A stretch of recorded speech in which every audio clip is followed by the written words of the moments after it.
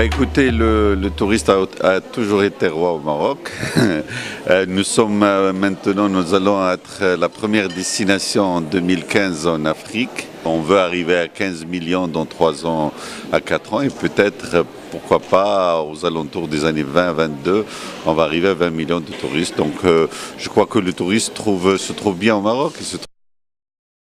Écoutez, parce que les fondamentaux sont bons au Maroc. Vous savez, c'est un pays hospitalier, c'est un peuple qui est accueillant, charmant, avec une culture millénaire, une culture diversifiée, une bonne cuisine, des régions tout à fait différentes l'une des autres, avec des côtes spectaculaires. Il y a une image de Maroc qui se construit comme un pays qui est stable, qui est un pays sécurisé, qui est un pays qui a su dépasser le printemps arabe avec une approche beaucoup plus positive et constructive. Il y a pas mal d'intérêt de la part de plusieurs touristes qui viennent de tous les continents d'ailleurs.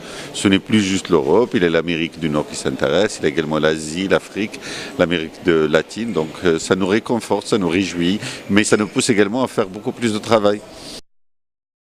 C'est ce qu'on veut faire, c'est-à-dire on est en train de dire que le Maroc tout entier est un réservoir important d'atouts touristiques. C'est pour cela que le fait que Essaouira prend de l'ampleur avec une capacité importante, litière, avec de l'aérien qui vient de Londres, de Bruxelles, de Paris d'ailleurs, Ouarzazate comme la porte du désert et le gate pour le désert et les vallées du sud est très importante avec sa capacité également avec le climat et la culture importante du désert.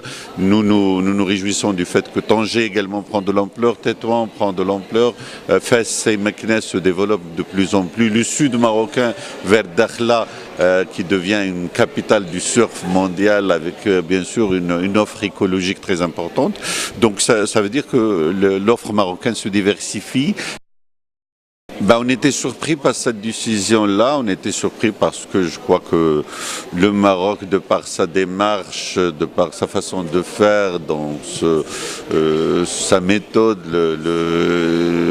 la chaleur et l'accueil de sa population et la vigilance également des services de sécurité, c'est une démarche qui a donné des résultats. C'est un pays qui est stable, qui est sécurisé, avec des frontières étanches et tout ça. Donc ça nous a surpris et c'est pour cela que nous avons travaillé avec nos amis français, beaucoup plus sur la coordination en matière de sécurité, sur encourager beaucoup plus les flux touristiques. C'est le meilleur moyen de lutter contre l'insécurité, de lutter contre le terrorisme. Il avait un petit impact chez le tour opérateur, il y avait quelques annulations ici et là.